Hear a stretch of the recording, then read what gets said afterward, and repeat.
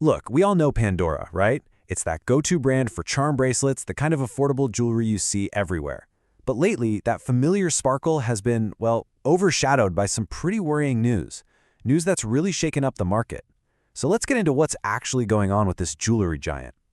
It all comes down to this one really startling number, a 10% drop in their share price. For a company as big as Pandora, that's not just a small dip, that's a huge red flag.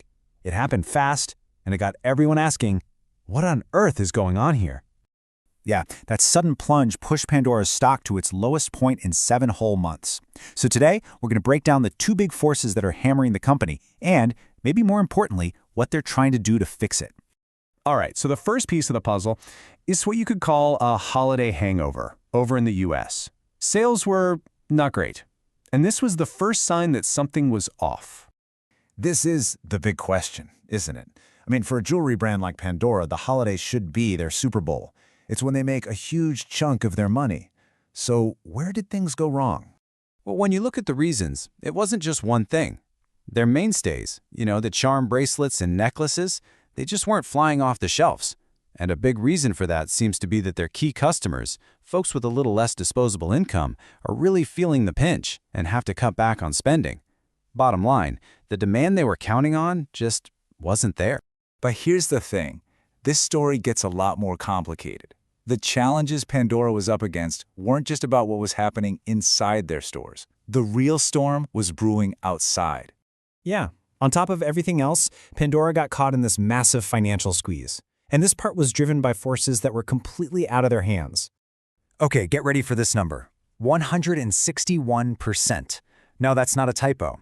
That is how much the price of silver, the main ingredient in pretty much all their jewelry, skyrocketed last year. Just try to imagine that. The stuff you need to make your product suddenly costs more than 2.5 times what it did before. That is a massive, unavoidable hit. It's really a classic double whammy. So on one side, you've got silver prices going through the roof, which makes every single charm way more expensive to produce. And then on the other side, you've got the ongoing effects of trade tariffs adding another layer of costs. It's pressure from both directions, just squeezing their profits right in the middle. So when you're getting hit from two sides like that, you can't just sit there. Pandora knew they had to make a move. So let's take a look at their game plan for getting out of this mess. First things first, you gotta be honest. With yourself and with your investors. And that's what they did. They officially adjusted their sales growth forecast for the year, taking it down from a pretty optimistic 7 to 8% all the way down to just 6%. It's their way of saying, okay, we see the problems and we're being realistic. And this quote from Pandora CEO, it's really telling. He didn't just call the silver crisis a disaster, he called it a good trigger.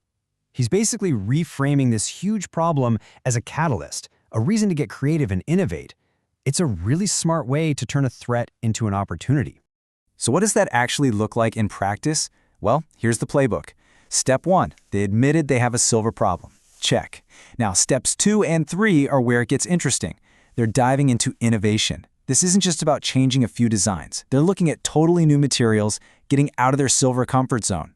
The hope is that with new materials, they can create fresh jewelry that not only gets people excited again, but also protects them from these wild price swings. It's a huge bet on reinvention. And that really brings us to the billion-dollar question, doesn't it?